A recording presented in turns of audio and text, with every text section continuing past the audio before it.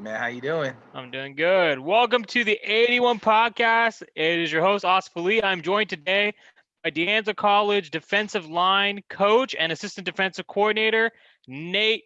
And pronounce your middle name for me because people always mispronounce my middle name. So go ahead and pronounce your middle name for me. My middle name is pronounced Salatonga. It's a Samoan. It kind of just means like independent or like, one who just kind of does their own thing, travel. Yeah. So Salatoga, right? Yep. So Nate Salatoga to you. Nate, man, how you doing today, brother? I'm doing good. I'm doing good, man. I'm really excited. Just ready to get this thing going. Yeah, so Yeah. just Yes, fired up. sir.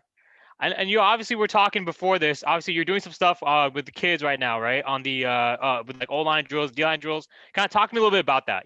Kind of like what is that? All right, so kind of all started September.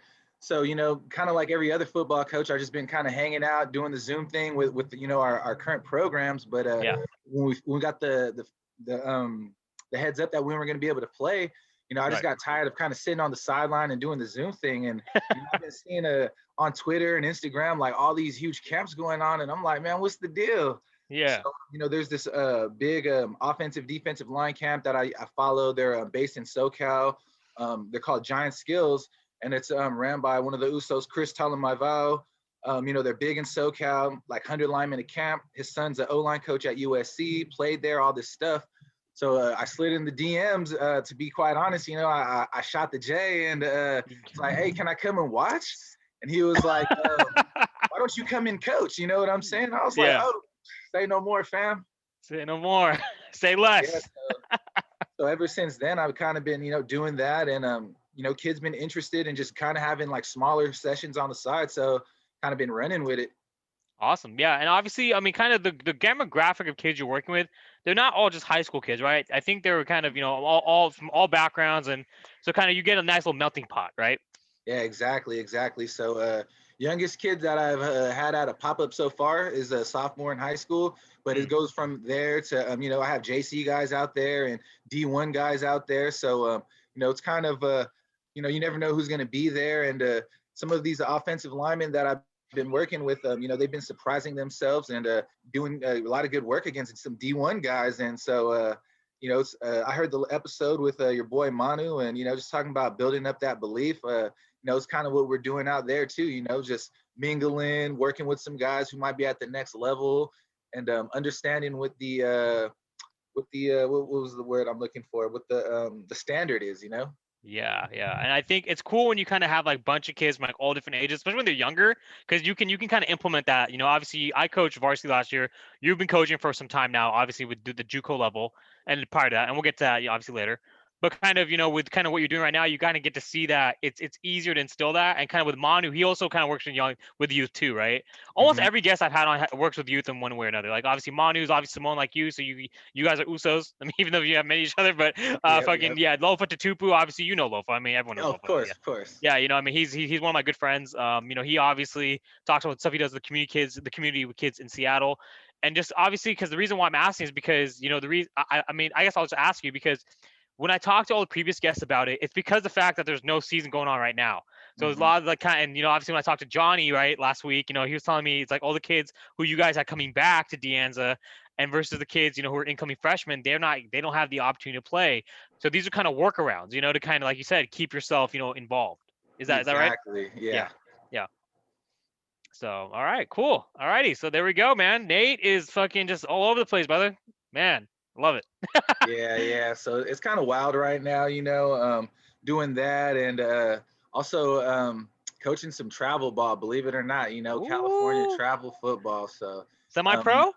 no, it's high school travel football. So Wow. yeah, there's no games right now for the CIF, and so they allowed students to do travel ball, kind of like you see club soccer, softball. They're still playing right now. Just imagine those people in football pads, and playing that. So we actually start off our season on Saturday in Southern California, and the number one player in the country is actually in this league. So it'd be interesting. He commits on Saturday. So Oh, wow. yeah, his What's name's his what was that? Go ahead. No, go ahead. I was gonna ask you, what's his name? Oh, so his name's Corey Foreman. He goes to Centennial Corona High School, and Okay. his final five is like Clemson, Georgia, USC. So, we're going to get to play against some of those guys. Modern day kids. Long Beach Poly has a team. It's about to go up. It's about to go up. Yes. Hey. So yeah, okay, that's cool, man. All right, excellent, man. Glad to see that you found a way to kind of still be involved with the pandemic because all the season being suspended. It's kind of tough, man. I mean, it's tough. So Yeah. yeah. So all right, let's go ahead and start from the beginning, though. All right. So I know you for a full week, which means we know each other for our whole lives. So basically, so all right, okay. So obviously, you know my boy Johnny, you know Manu, you play at Anza, y'all, and I just told Kevin this when he was on. He's like, y'all whooped our ass, 44-0 when you played West Valley 2009. You didn't have to do that. You didn't have to do that, but you did it. Now that's fine. I mean, we're all good. You know what I'm saying? But, I mean, like, talk to me about kind of your early years. Talk to me about kind of when you started. What sports were you playing, and kind of were you? Are you from the Bay originally, or are you kind of Yeah, Yeah. So I'm originally from San Jose, that was South okay. Bay guy. Bounced around a lot. South Bay. Lived in the East Bay, Hayward. So I went to Oak Grove High School. Went to Hey, Tennyson High School. okay. Also, before I went to Oak Grove, I went to Fireball High School. That Fireball. What the Yes, fuck? yes. Yeah, Josh My bad. Allen, bro. Josh Allen. So, before he was the GOAT there, I was the GOAT there. You feel me? So, Yeah.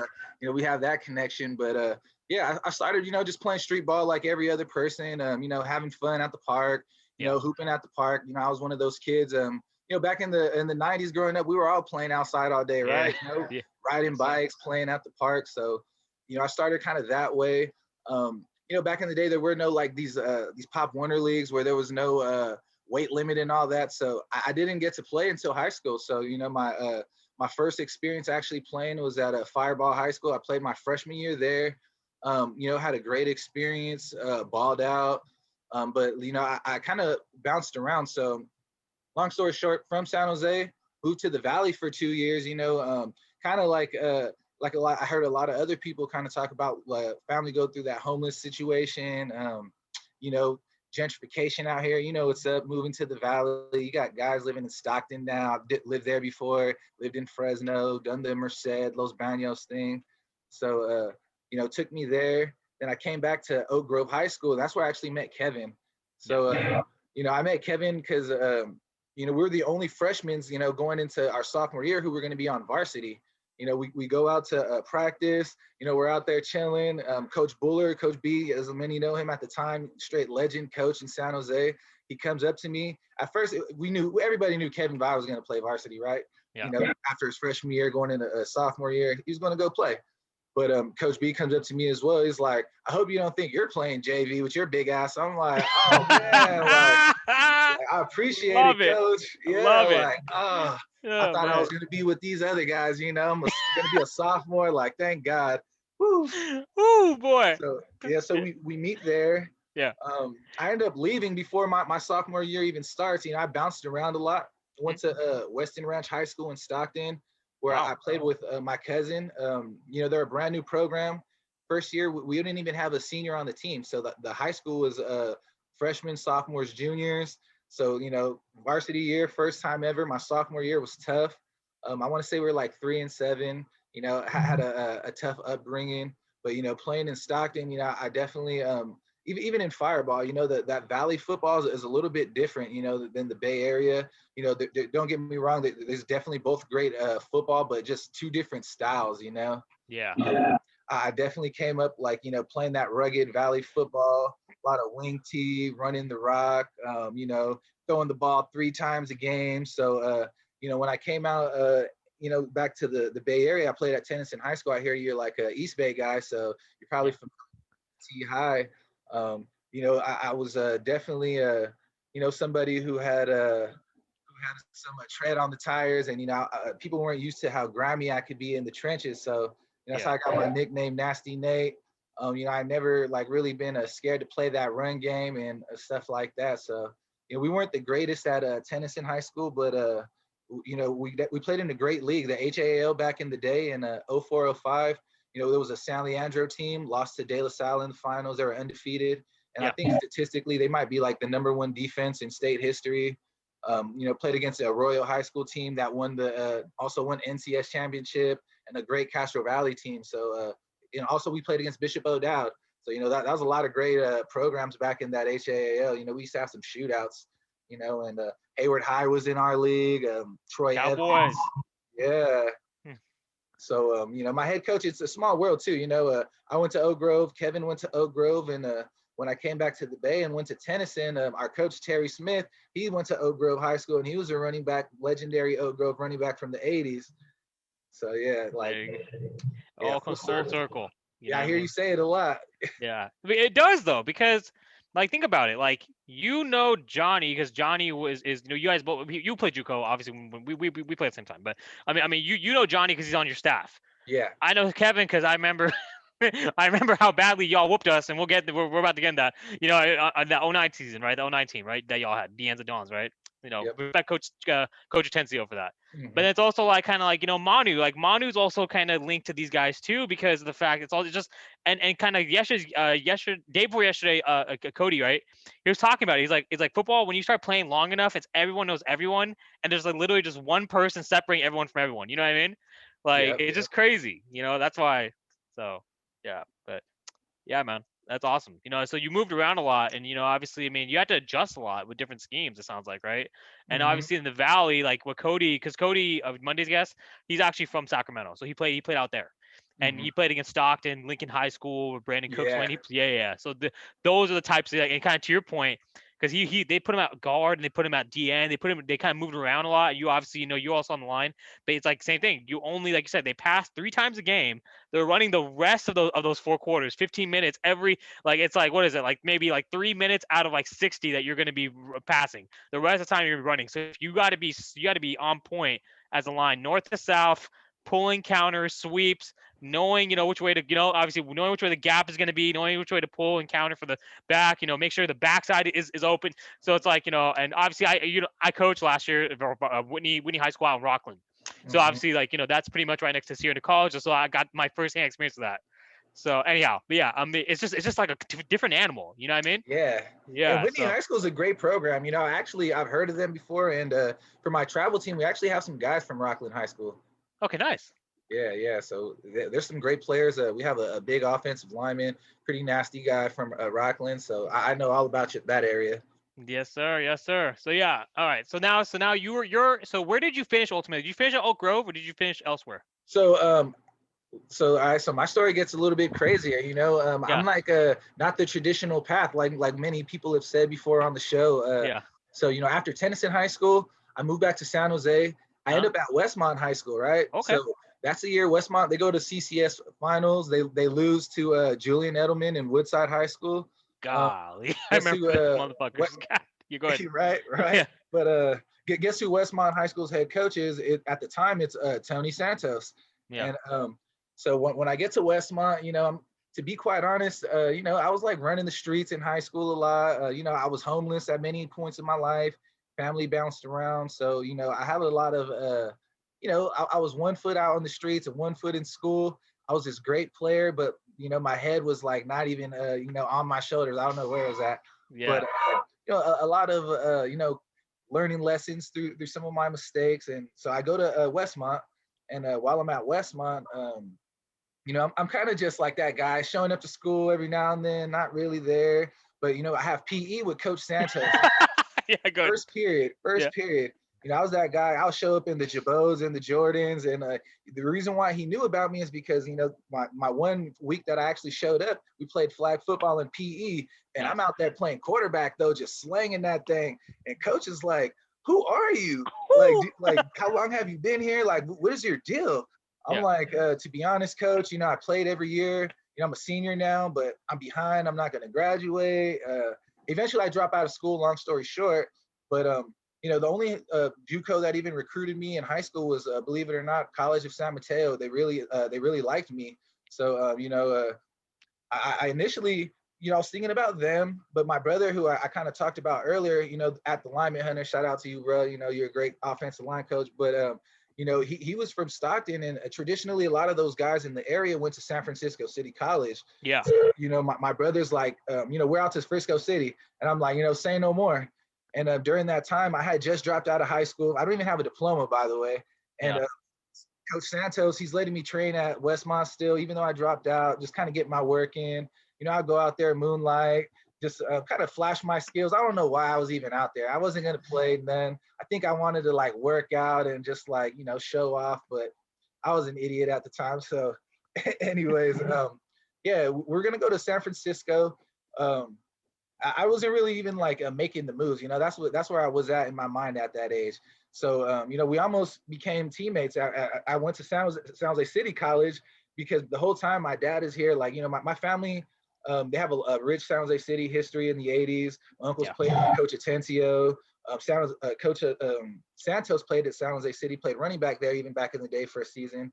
And so, the whole time they're like, why are you even thinking about all these places? Go to City. So I go to City, and nothing was online like now. I go grab the forms, start to fill them out, set up my placement test.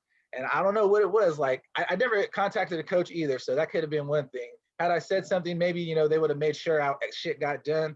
But I just kind of went in on my own terms. And then, I was like, I wasn't feeling it. I just said, fuck this shit. I'm out. Yeah.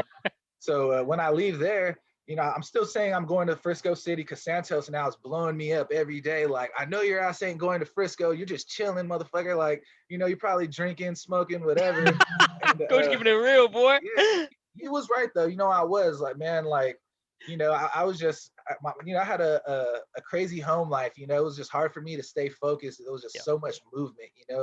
Yeah. Parents weren't always the greatest role models. They did their best, but shit happens. So yeah. Anyways, long story short, Santos finally gets me to come to the Anza, and my cousin who's gonna go to CCSF, I talk him into going like, man, don't make me do this De Anza thing alone. I hear they're not good. Like before we had gone there, like the past 20 years, best record's probably like 5-5 or something like that. Yeah. So, my cousin's pissed, like, man, I can't believe I let you talk me into coming to fucking De Anza, you know what I'm saying? Yeah. But it wasn't a bad decision. First year there, freshman year, we didn't know what to expect. And like now, De Anza and we're in a conference, it's 2 tiers, right? Back in the day you had A League, B League, C League. You could play anybody up from the bottom to the top. I remember, West Valley, you guys played CSM, or you guys We might did. even played you guys might even play Frisco. We did. We You got know, we got coming to Jesus meetings both times. and Yeah, go ahead. so we didn't know what to expect, but Right. first game ever in my JUCO career. Guess who I get to start against? I'm still kind of out of shape, still young, learning the shit. 2 years off the streets, you know what I mean? We play against College of San Mateo. Oh, And, these guys, I love CSM. Shout out to the coaches there. We're great friends, but if anybody knows anything about them, they're one of the greatest programs in the country. Well run, always oh yeah. have been. They're a well-oiled machine. That's like they're Bama status, but much respect to them. So I come out there and I get a real like quick lesson in what JUCO football is going to be about. Yes, sir. Man, them boys do not play. They play, but they don't play when they play. You know what I Yeah, mean? So exactly. And yeah. it's crazy because I didn't really know the magnitude of the situation and Yeah. pregame. I'm sure you've seen it before. You went to West Valley and City. Yeah. All of these programs, there's guys that been on some of these other teams, started there, ended up on your team. No kidding. Before this CSM game, I'm like, oh man, it's another day. I got ex teammates out CSM. You know what I'm saying? Homies at CSM. They're the only school that recruited me. So if I could have played there, I could have played. It's none. And then like I see teammates that used to go there like throwing up in the bathroom and like having cramps and butterflies. I'm like, bro, you good? They're like, oh man, this shit about to go down. I'm like, okay. But it went down. We played them good though, actually. We're up 17-6 on CSM going into the fourth. No. And we had opportunities to seal the deal, but there what happens when you don't seal the deal on a great program, or a great team? We see it all the time. Yeah. They come back, they beat us like 31-17 or something like that. But we came and we played a stout defense and we looked kind of good. And I can definitely say we earned their respect and we felt it after the game. But I also learned a lot about like what we had at De Anza, because like kind of what I told you before, our program wasn't the greatest prior to that season, and we're essentially in the rebuilding process. But we had some great pieces there. We had a bunch of Valley Christian dudes. Our head DC coach Brian North, he was part of that team. AJ Alvarez played with us. He was also from Valley Christian, and these guys were out there like banging dudes, and I was like, oh man, like these are like we were the guys that were in the C League. We were supposed to get stumped, and like I remember first drive, one of my friends AJ, he came and probably made the first 3 tackles in a row. They go 3 and out. I'm like, holy shit, like we're for real. Yeah. We lose the game, but afterwards we're all kind of looking at each other like we may have something here, guys. Yes, sir. Mm-hmm. So yeah, kind of, obviously that progressed. That was your freshman year, right? Yeah. Yeah. And so obviously, that yeah. Yeah, CSM, bro. I mean, the moment I still have nightmares about the game. Them and the opener against Chabot my sophomore year. I mean, golly, bro. It's just oof. And at least you scored. CSM they ran it up 65-0 on us. I was just like, oh man. I mean, but yeah, this is your freshman year was that 08 or was that It was it was 08. So my yeah. freshman year, we played against San Jose City, we played West Valley, played Yeah. Gav, Contra Costa. Who else did we play? Monterey. Monterey. Yeah, we had some like honestly, some of my funnest memories are actually like playing against San Jose City College, like that freshman year. Yeah.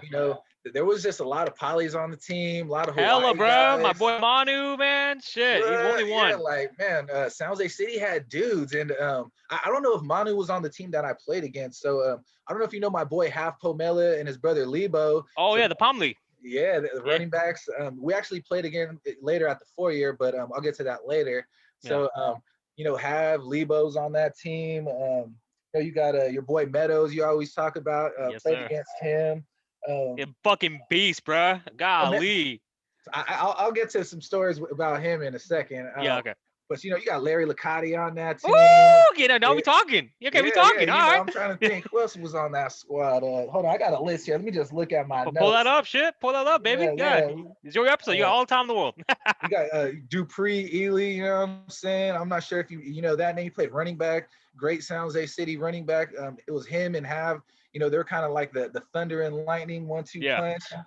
We also had who else was on the team? I don't know if you know Kenny Pope. That was my dog, though. Oh God, Kenny was a beast. Yeah. I actually never got to meet him, but he was there. So I mean, yeah. So we had some battles, man. We were really good at the time. We beat you guys, or I don't know if you were at City that year, but it was just a lot of fun, just like that rivalry ain't nothing like that feeling, Yeah, exactly. No, it's funny because kind of when I talk to Manu, talk to Marquez or anyone, or Hashim, like anyone I played with, Kevin, who I played against, it's just the Bay Conference, the rivalry. You know what I mean? It's just that competitiveness. Like anyone who played the JUCOs, any of those JUCOs in that conference, in any of those years or any time, what I mean? We know what we're talking about. I I got a story for you. Fucking when I was debating for City because Coach Dub, my coach, left City in 08 to go to Fresno State. You listen to my episode, so you know that. Mm-hmm. I was considering him to come to UTL. I was considering coming to Anza.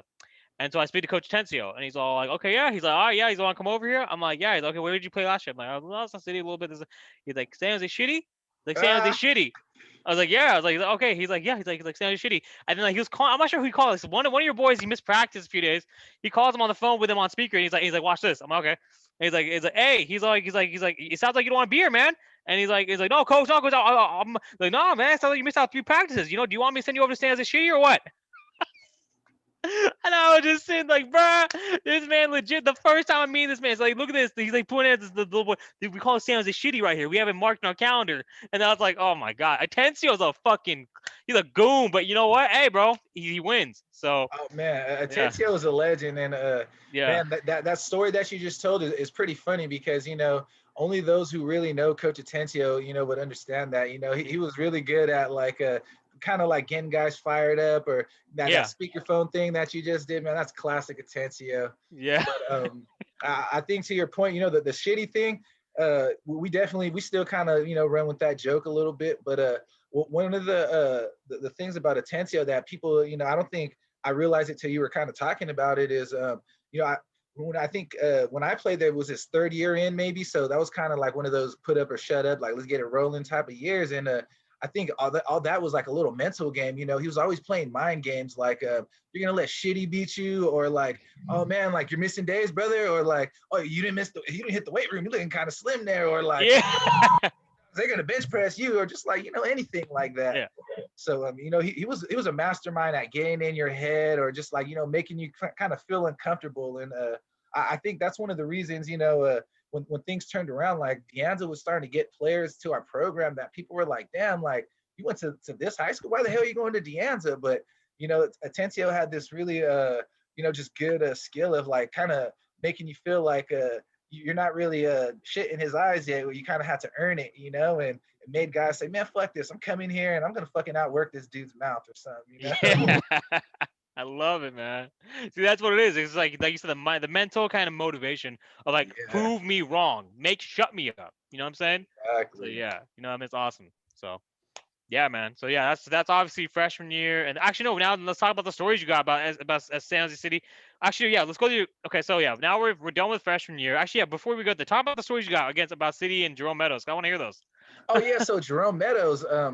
So we were playing against San Jose City. The year before that, it might have been the last time that San Jose City's beaten De Anza College. I want to say this is 2007, or Mhm. maybe it was 2008. Well, anyways, I'm thinking my year is '08.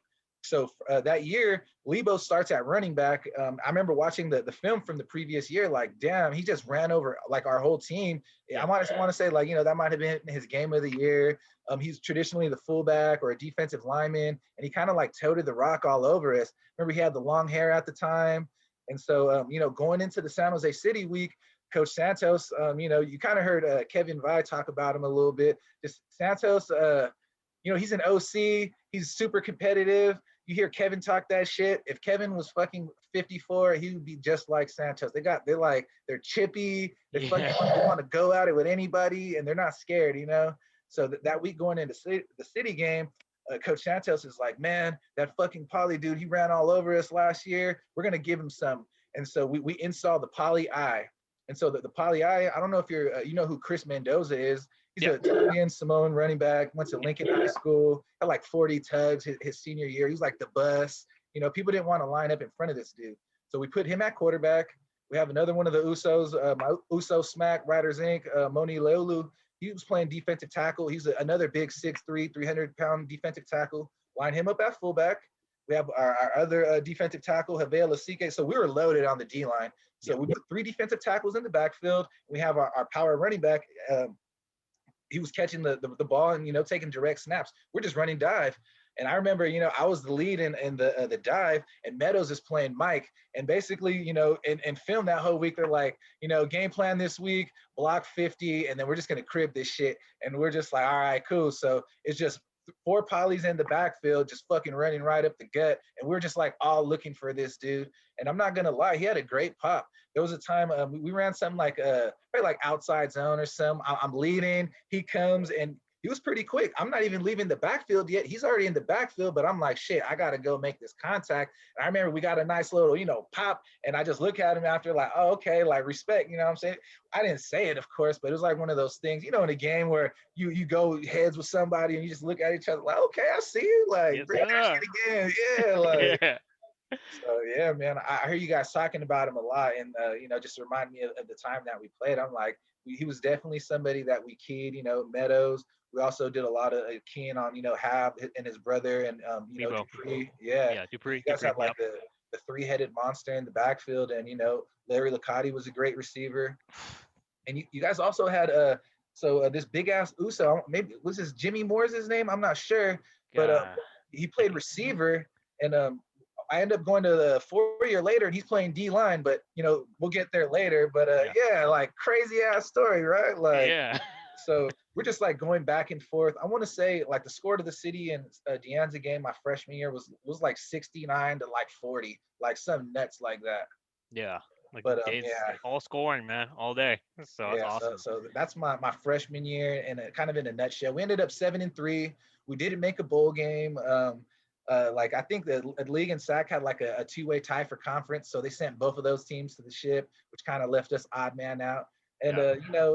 I always like wish I would have went to a bowl game my freshman year, but not gonna lie, I think it was really good for the program that we didn't that year, even though like we felt like we deserved it because Yeah. dudes were like so hungry and like we just knew that we was about to kick the damn door down, you know what I'm saying? And kind of that off season, that's when Kevin comes back to Deanza. We have all these Valley guys. He kind of talked about kind of being loaded at receiver, having all these weapons. We got a tight end that looked like fucking Gronkowski. Like, I'm not even kidding you. Like, we were loaded. We had this kid on defense, Russell Jenkins, looked like damn John Cena playing Mike linebacker, and he actually gives up football to go, pro wrestle. We had my boy. I don't know if you're familiar with Bruce Lel Pepe. He went to Oak Grove. He's also doing the pro wrestling thing now. He's at Knox Pro with Rikishi. He played on Nice. the D line with us, and he's just a badass, motherfucker. Like, we had a squad that year, but you know, that year, '09, my sophomore year, we go undefeated. We win the championship. Yes, sir. I'm not gonna lie, it was a tough year for me because I actually had to redshirt that year, and it had nothing to do with grades or anything. It had a lot to do with character issues, to be quite honest. And it was a salty year for me because I started and all that, and I still practiced, and I had grades, and I was still part of the team. I celebrated with the guys. I was at every game, and everything was the same, but it was tough for me that year. Sitting out, knowing I had the grades, but to be quite honest, I was in legal trouble, and I didn't know whether if I was going to make it or not, and thank God I did, and the reason why I could have skipped over that, but I like to talk about that kind of thing because Right. like like a lot of players are from the hood, ain't nothing wrong with that, and I'm one of those guys. I dropped out of high school, and I go to Deanza with no diploma, still playing ball, don't know how to get financial aid, like a lot of things I didn't know about, even like enrolling for school. Like another player helped me do a lot of these things, another friend. So yeah, my sophomore year, I missed that, those legal issues. Turns out everything's cleared up. I'm good to go again. Nice. I bit the bullet. It was tough, things like that. But watching my friends win the championship, knowing I'm a starter, my backup is out there balling. You know what I'm saying? Oh, Like, man. killed me. You know what I'm saying? But it was cool too though because like I was able to really work on myself, like Right. missing out on a lot really killed me inside. And, when you're not on a team no more, I don't know if you ever like sat out for a year, but you're still around. Everybody's like, it's not the same. Everybody's like, yeah, cool. Like, yeah, you were there too, but you're not really on the squad, but you are, but like, Exactly. yeah, so Where's your we got highlights that. at, bro? What was that? Yeah, oh yeah, no. Where's your highlights at, bro? Oh no, man. I mean, but you still familiar. Yeah, right. So Yeah. that was a tough pill to swallow, Yeah. but things came back around, ended up being all good.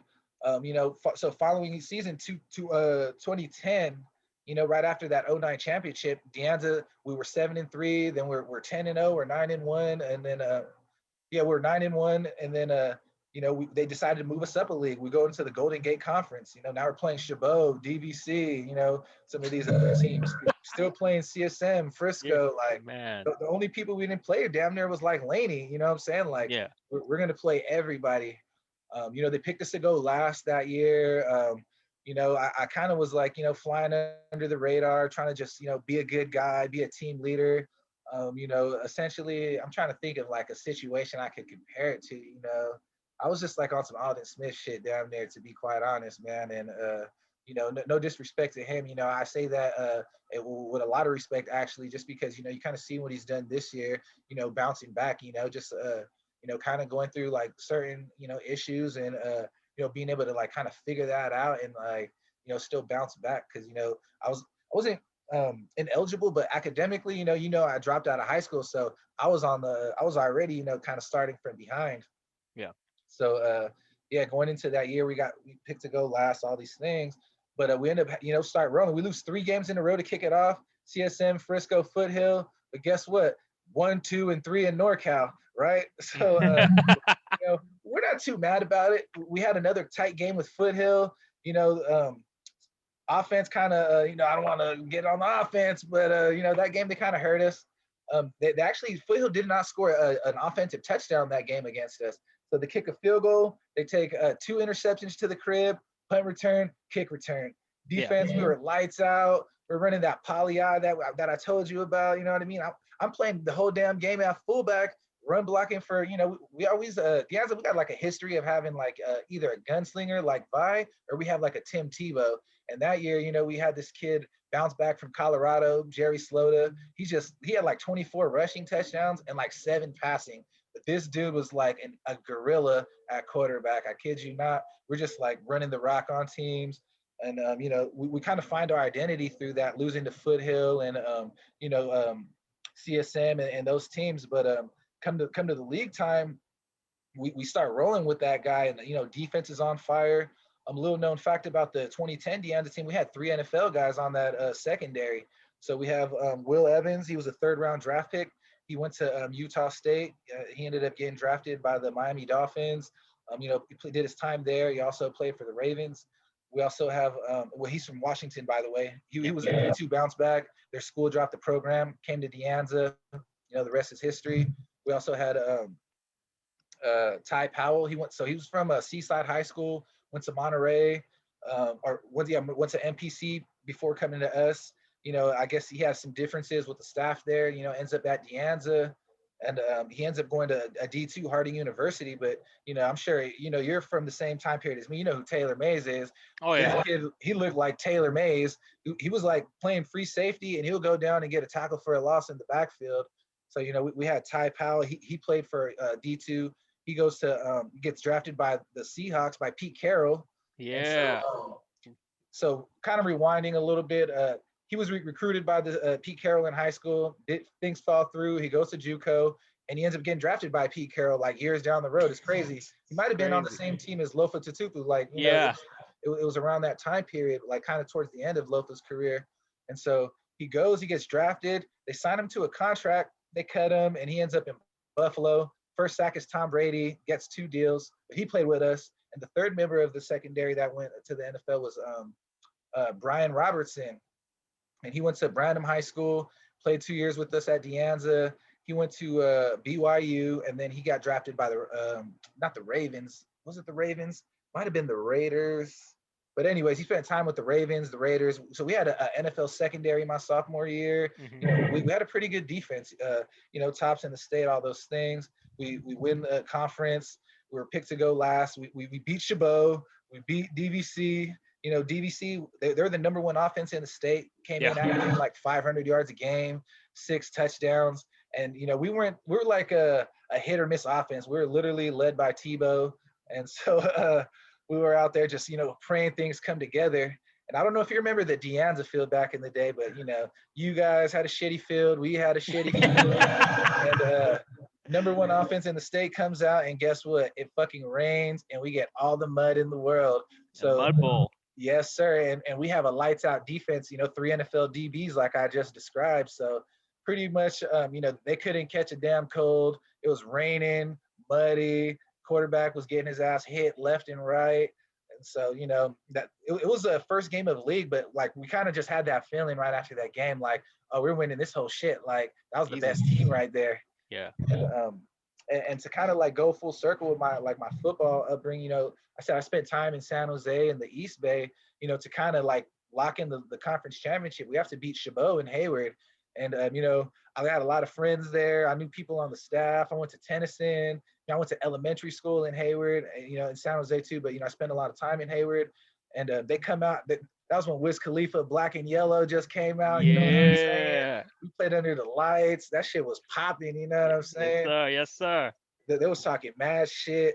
Just like they kind of had like the San Jose City vibes as far as like the demographic of the team. They had a lot of Usos, a lot of Hawaiians, a lot of brothers on the team. You know what I'm saying? And just like that Bay Area mixture of guys. You know what I'm saying? Yeah. So they come out. They take the opening kickoff to the house, and I remember thinking like, damn, this shit's gonna be a long day. Like Chabot just came out and said, hey, you guys didn't lock it up, because it was basically a winner take all situation, but it would have been a 3-way tie.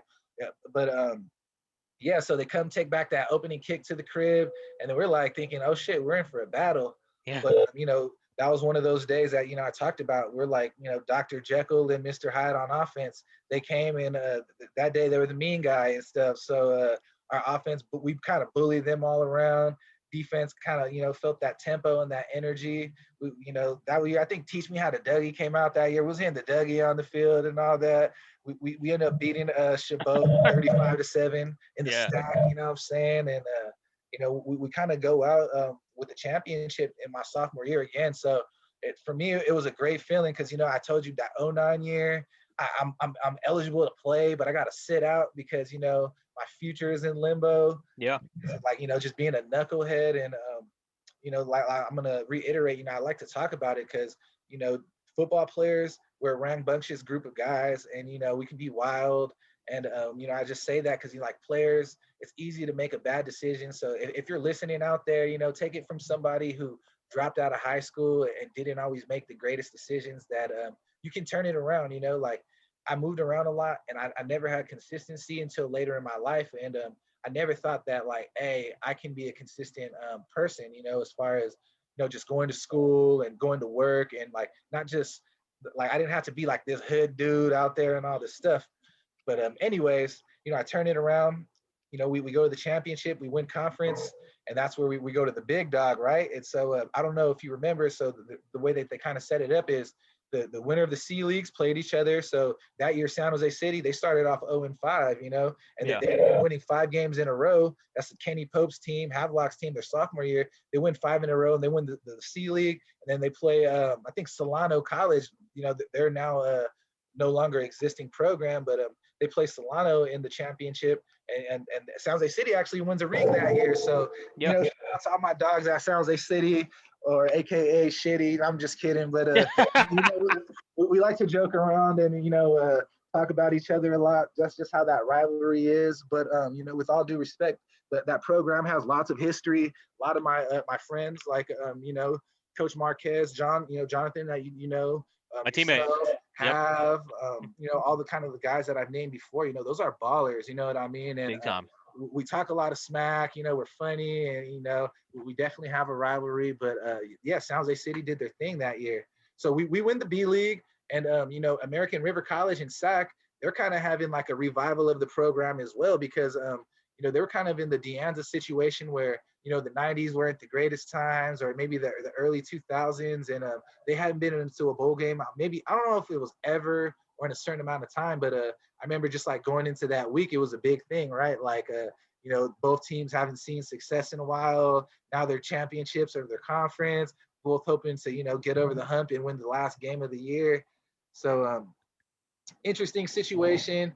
All these games are held at neutral sites, or or the or like it's predetermined, the host, something like that, and we talked to the American River coaches. We're like, hey, like, where are we going to play? We can play San Mateo or another new, like Chabot, something like that. They're like, nah, we're going to play at American River.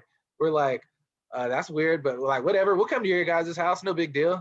And so we're like, can we play at 6 o'clock? If we're going to play at 1, Cupertino to Sacramento, we're probably going to wake up at like 5:30, get on the bus. You don't got to be there that early, but you want to be rested. You want to have time to get out, get dressed. But they're like, nah, we're playing at 1 o'clock. We're still on, early. So we get up early. We go to American River. It's cold as shit over there. It was and like it stopped raining right as the game started, but the field was wet. It was kind of like a DeAnda situation. They had a little bit nicer grass than us, but it wasn't the greatest. I remember too thinking going out to that game, like, man, I ain't about to wear this Under Armour because I had the long sleeves. Like, I was wearing it all year, and I was thinking, man, I'm going into sicko mode right now. Like, I'm about to go out here and just be a beast. So I didn't have no sleeves that game. Took off my visor. I just went out like straight gloves and wrist tape. Like, it's thug season. You feel me? Yeah. We play. Yeah, exactly. I was Yes, sir. I want to say I might have had the first tackle of the game, or 2 tackles in the first series, but yeah, we go out there, we're up on these guys, but I'll definitely say they outmanned us, man. That American River team, they had dudes, like it was one of those situations like I want to say we're up the whole game going into the fourth, like 19-14 or something, but I wasn't comfortable the whole time. I had that gut feeling like, fuck, like we're just barely holding off the floodgates. You know what I'm saying? This is a great damn team. Like, their defense was lights out. offense had big, offensive linemen, great skills, and they're well coached. And that, that's always the cherry on top. Like in my experience as a coach, like you can get away and win games with like average guys, but when you have good guys and you're great coaching, like which they were, man, it was a tough day. So they beat us like 34-19, I want to say. It was a great matchup, but that's kind of where I wrap up my playing career in the JC level. And I'll spend the next 2 years of my football career at McPherson College, just an NAIA school in Kansas. And kind of the way I get there is kind of funny as well. So initially, like I said, I didn't graduate high school, and I'm getting recruited by all these schools. And I want to go D2 at this time, but like my clock is fucked. Like I was like school some quarters, and I'm dropping all my classes. Then I'm over here. Then I'm almost in jail. Then I'm homeless. Like just like I was just a hot mess. And towards the end of my career at Anza, I know my wife Lynette for many years. Shout out to my wife. And we get pregnant, and like that might have been kind of my saving grace. Like I had a baby, and then like I kind of felt it inside, like my back is against the wall. This is the end of the line right here. I'm either going to be great or I'm going to be nothing. And so that kind of motivated me to like stay in school and handle biz. So I'm kind of getting my ass kicked. I'm hanging on for dear life though. I'm getting recruited still though. Deonza did a great job marketing me. Like D1, I had no clock. It was kind of crazy because I had just got married at the time. I'll get married at 20 or something like that. Pregnant with my first kid. My father-in-law was like, "Man, you're a little asshole." Like you need to grow up and be a man at the time. And I'm telling him like, don't trip. I'm this football player. Yeah, I'm about to go. I'm about to be on Scally, all this stuff. Yeah, you know what I'm saying. So at first he didn't believe it, and like my phone was blowing up though. Like Coach Atencio, man, he knows a lot of people. One thing for sure I'll say about him and Coach Tony Santos is as a player, they looked out for me a lot more than I did for them. And just by that I just mean like I did the football thing. Like we all love this game, right? But if you want to take it to the next level, you want to be a college player, and you want to possibly dream of going to the pros. There's a standard that you got to live up to, and that's like I heard my boy Marquez talking about it on here before. It's like, what are you doing in the classroom? What are you doing on the cones? What are you doing outside of practice when I can't see you at the crib? And, there were times when I was coming up, I was doing the wrong thing. I'm from the Bay, I was like on the grapes and the Henny at the crib in the woods, you know what I mean? And probably not the greatest, baby. you know what I'm saying? Like Yeah. not the greatest, but I'm just being real. That's what it is. Right. In college, that's what the guys are doing, is what it is. So, yeah, there were times when I didn't look out for them as a player. By like when I left home, I wasn't doing the right things, or maybe not going to class. But they always looked out for my best interests, and I think they seen it inside of me, and so they definitely taught me that I got to look past a lot of these guys sometimes, like whatever they got going on, because it's in you, you know what I mean, and that belief. So yeah, back to the point though. That kind of helped straighten me up, them, staying on that, like getting me recruited, helping me feel like it was going to happen.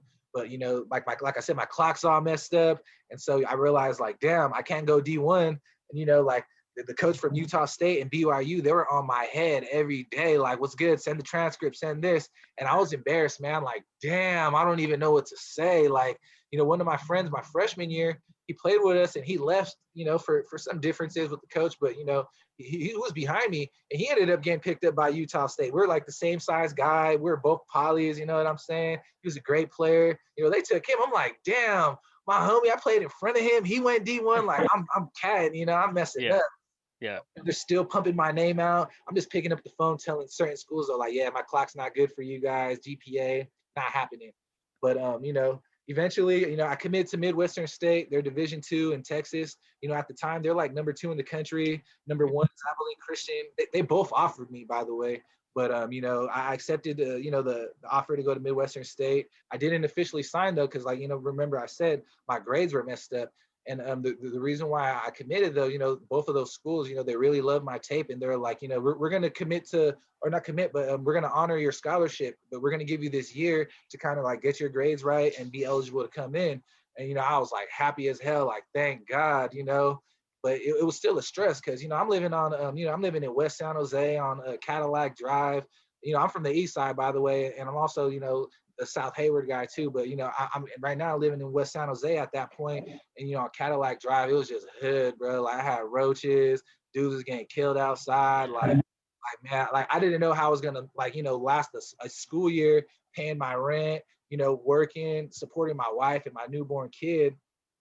But you know, weird stuff happens. So your boy Kenny Pope from San Jose City, he commits to McPherson College. And initially, Havelock Pomelo, he was going to go to Midwestern State. And that was a big reason why I was like, all right, cool, I'm going to go. They said they're going to honor my Scally. I just got to get my grades right over the year.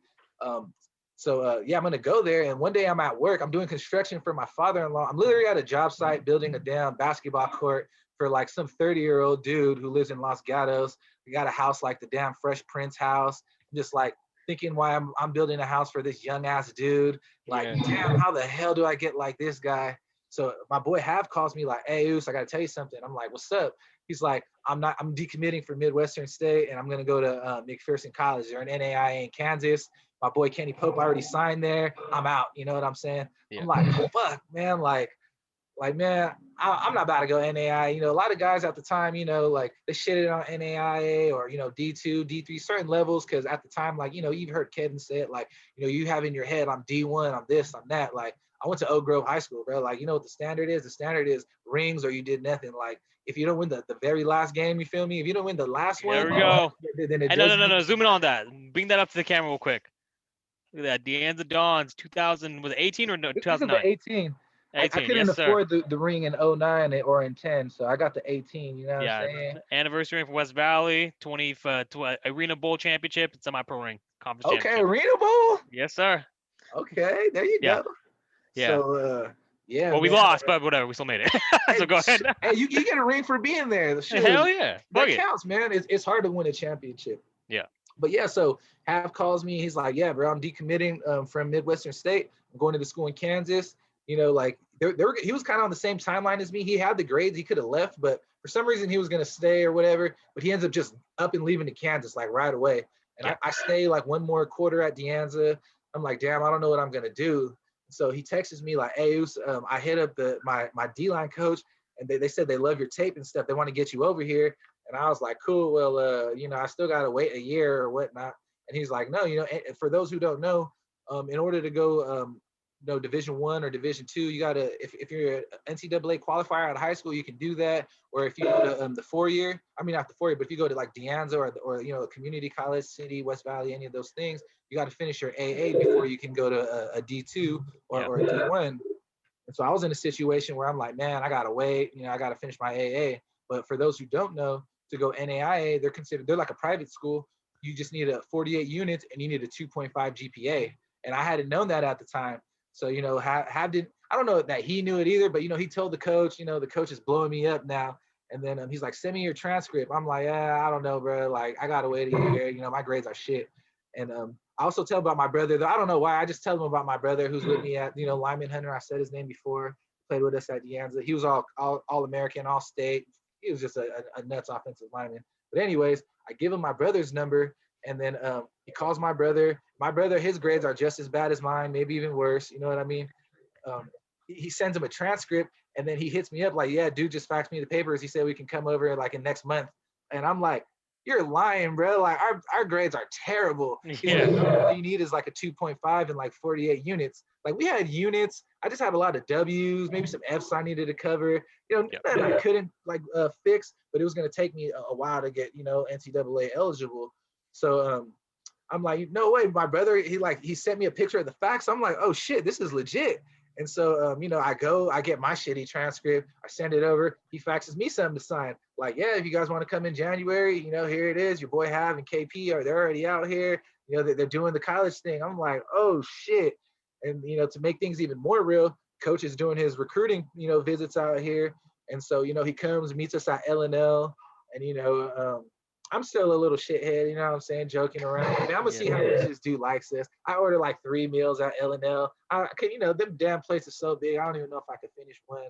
But, he comes in and he just lays the whole deal on us. Like, yeah, man, we're a top 10 NAIA program. This is what our field looks like. you get to eat, you have somewhere to live, you have somewhere to play. It wasn't full athletic scholarship, but they gave me with bad grades academic money. And, it was like 25 a year. They supplied 22,000. I took out the loan for like the other, 3 grand. And that was for the semester, by the way. So it was like 6 grand a year. I was coming out of pocket. It's not a bad deal for a dude with no grades and no diploma. Yeah. And so everything sounds great, right? I'm like, oh hell yeah, man! You got my shitty transcript, all that. We good to go. My brother graduated high school though, by the way. So he's like, all right, cool. So just send me your high school transcripts. I'm like, oh shit. He's like, yeah. Oh So just man. send me that stamped official, diploma or completion of high school. So I'm thinking like, damn, what do I do? So I forgot to cover this earlier, but when I dropped out of school, I initially go to adult ed for a few night sessions, drop out. I'm like, man, I'm too smart for this shit. And like, cause historically I'm a good 3.0 student, but just moved a lot, homeless, ghetto, all the bad problems I had. So I was just great at shooting myself in the foot. But I just remember while I was there, I just kind of like ear hustling over somebody's conversation, like, yeah, I got some community college credits and I brought my transcript over. And it just dawned on me like, oh, I took hella units at De Anza. So Yeah. I seen what I needed. And I still had like a quarter before I had to leave. I'm like, okay, I just need poli-sci and econ. I didn't take government and econ in high school. So Right. I'm like, that's all I needed. So I take poli-sci, which was way harder than high school government, and and econ, which was way harder than high school Yeah. econ. I know you're a tech guy, so you might even know something about that. Like econ ain't no joke, kids. Um, but Exactly. yeah, I passed those. I take my transcript to this adult ed place where I dropped out of, and they're like, "Oh yeah, this is all good to go. You got your diploma. You just have to sit in a chair for 24 hours." So like, I spent a whole week just like watching TV, pretending to do work. Um, Also, I remember watching the national championship. I want to say Alabama won it that year when I was watching it there. So yeah, after that, I'm able to go to McPherson, and then that's the beginning of the 4-year chapter. And the game gets thicker, and as Mac Dre says, and one Rest of in peace, the Mac Dre. We do it for the Bay. Okay. and one thing that I want to let folks know too is like just because you got to the next level, like a lot of the guys think like, oh, I signed, it's over. Like, nah, bro. Like, there's dudes over there that are walk-ons, dudes Yeah. that are trying to play, take your money, all that Bingo. stuff. So you got to be ready to come and really elevate your game. When I got there, like for those who don't know, like if you're a JC guy, like there's kind of like already like a red flag on you or a little asterisk. It's and usually the thing is, oh, they didn't have grades coming out, or maybe undersized, or one thing or another character, so that they already have their thoughts about you. And then another thing that gets you an asterisk is being from one of the football states. If you're from Cali, Texas, or Florida, they're already looking at you like, oh, these guys think that they're better at football already. So Yeah. going out to Kansas, we had a lot to prove, a lot of a different environment. I'll say that different area. Midwest is totally different. It was a great experience though. I played 5 games my junior year. Initially, I didn't start. Ended up working my way into the starting rotation. To be quite honest, having that year out, having a kid and all that, like I felt like I was behind the ball. Like I didn't have that proper preseason going into my 4 year. So, I balled out. Like my first play ever, I got a sack playing against some San Jose City CSM guys. They played at Missouri Valley College out there in Missouri. Shout out to those guys. Um, yeah, things are looking up, man. I come out, have a sack. Second game against the number 2 team in the country on my first play, have some TFLs.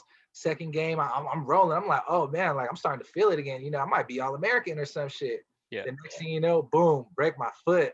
I'm like, no, and I kind of remember hearing Manu on his episode talk about the injury bug, and like that's when the bug found me, you dig? And so yeah, kind of like starting out of shape, and like I was a little bit overweight prior to that. I became like this weight room animal. I was like a 335, 6'3", like stacked, but like putting on that weight so fast, my joints were killing me, like all Yeah. these things. Coming into De Anza, I was 250. I played like DN and things like that, but I just became like a 300-pound true like defensive tackle, nose guard type. But caught that injury bug at McPherson. Going in my senior year, like during camp in training, broke that same foot again. So essentially had to medical redshirt my senior year. Thugged it out though in school. I had a hard time, as a lot of people do. Statistics wasn't no joke, but failed it twice. in junior college. Was able to, get that help though that I needed, tutoring, busted my ass. Um, yeah, definitely one thing I'll say for like, guys who grew up didn't think they can graduate college or do school is like, it's just like sports, it's a daily effort, kind of got to chip away at that grind and, figure out what you need to do, whether that's taking notes, watching videos, getting help from teammates or, support on your campus or from your team. Every program that I've ever been a part of, we offer study hall at Anza. They did it at my 4 year. And, I always was resistant to that because, I was always like I was always cool, bro. Like, oh, that's some nerd shit. I'm getting it, Yeah. And it really turned into like, me figuring out like I got to do this or, they take my scholarship away. Like I've seen guys, miss a day and they're like, yeah, we're probably going to give his money away to another guy who like a walk on who's over here, trying to, come out the mud. And, I think I heard somebody else, I've listened to a few of your guys' podcasts about, guys kind of, coming out of nowhere and just being hungry. And, you know, one thing I want to say to like players is like, just don't play the game. You know what I'm saying? Like, you got to play for something. And, like that, it's a very cliche thing. Like, what's your why? Why are you doing this? But like, you really got to have one because, if not, like you're kind of just out there playing, having fun. And, you're going to be there doing that. And you're going to have a guy like me, who dropped out of high school and who got a kid to feed and who really wants to, get that dough, get that bag, you know what I'm saying? Like by all means necessary. And, at the NAIA and the D2 level, like I wasn't the only guy there. There was bounce backs, had guys from Mississippi State on my team, guys from Arizona State, running back, quarterback. Like we had dudes on these teams, and so guys were hungry and, it really taught me, what I got to do. So, yeah, so I all that paid off in the study part, just figuring out the academics, graduating, all that stuff. So, after that, told Coach Santos because I majored in kinesiology, minored in education. I hit up Santos like, hey man, if you ever need me to hold bags for you when I graduate or anything like that, because he just got the head coach job at De Anza, said let me know. You know what I'm saying? So I come back home and he's like, yeah, come be an assistant. Coaches, teams are always looking for help. You know what I mean? We're always looking for help, fellas. Anybody want to be a coach at De Anza? We're always looking for volunteers to, set up the field, take stuff away, put ice in the water things. But, you also learn some good stuff. Yeah. So, that's kind of how I got my start in the game. Coach Jim Waller played for USC. He was in the NFL. I initially go to, learn from him, but he ends up, taking a job as a venture capitalist. And or he was already doing or something. He's a rich guy. He was kind of like on the giving back tip, which we all are. But he's like, yeah, I gotta go. It's your job now. Have at it. And I'm green. First year, I'm coaching in the A League, CSM, San Francisco. I knew what I knew, but like, being a coach is whole different. There's so many more details. You got to know like what you're doing, why you're doing it, and all these things. You know what I mean? And yeah, so got my ass kicked around for 2 years. We're like 2 or 3 and 17 or something. Not 17, 3 and yeah, we were 3 and 2 and 8 my first year and 1 and 9 the second year. So we were shitty. But we got a DC from San Francisco City, Aiden Campion, huge mentor to me. Really taught us how to prepare, how to scheme, and his first year we're the same thing, 2 and 8. But after that, come 2018, we end up winning the championship. Played lights out defense, number 1 in picks, top 10 in sacks. Offense, to go back to Kevin Vi's season, we had a great offense in 09. Like he threw 41 touchdowns, bro. Like Yeah, don't remind me, bro. What was it? 4 or 5 or 6 of that? 4 or 5 was against us.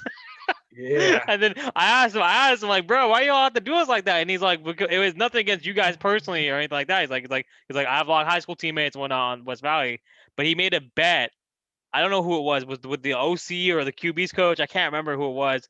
That I'm gonna be able to throw 4 TDs before this game is over after the first one. And then he just kept going. And I'll just because I mean I got my I got my money my reps in the fourth quarter. I was rotational receiver slot, and obviously I was a lifelong special teamer. That's how I made my career on special teams, right? So you're not gonna see my efforts on the stat sheet because special teams they weren't recording it back then on CCCAA stats, right? yeah, And so obviously me and Kevin were talking about that. It's like he had 41 TDs, they only recorded 30 because y'all had to play Hartnell twice or I forgot what it was, something bogus. yep. Because which team forfeited? What was it? It was Gavilan. Gav lights didn't work. And Yeah. that was the year I sat out. We rolled up to Gav. All the guys are in pads. I'm there to watch. the lights aren't working, or one of them's not coming on, and then like coaches run out, Lango comes out like, yeah, guys, like, and we're looking at each other like, you guys just not want to run it because they're out there like talking loud, like they was really about to do something. But Yeah. long story short, we can't play, so he misses a game of stats. And Kevin had a hell of a year, man. He had a 41 TDs when I heard him say it, and to go to move forward to our 2018 team, like just like compare and contrast a little bit. We had two quarterbacks play. They combined for 46 touchdowns, but still Kevin Vi had 41 all by himself. Yes. Ridiculous. So like Legend, the year man. that we had in 2018, we were kind of like the two quarterback system. We had the I would say he's like a Drew Brees, Russell Wilson type thrower, Oliver Seversky, and then we had another kid, Eduardo Andrade from Wilcox, who ran the veer triple option. He was our Tebow guy, like I told you. Yeah. We always have one or the other, or we have both. And that year we had both. We're really blessed. We were like number one in 6 categories on offense, 6,000 yards on the season in 10 games, averaged like 545. We had 2,000-yard receivers, 1,000-yard rusher. Like it was off the chains. Yeah. Yeah, like I'm not even gonna lie, as a coach, it felt like unreal to me. As a defense guy, you're always waiting for the offense to do their thing, have some time, so you can get back on the field. We would come off, they would score in one play, and we're like, damn, we're already back out here. Man, I mean, it's almost like, it's then conditioning wise, preparation. When you have an offense that's fast, you know what I mean?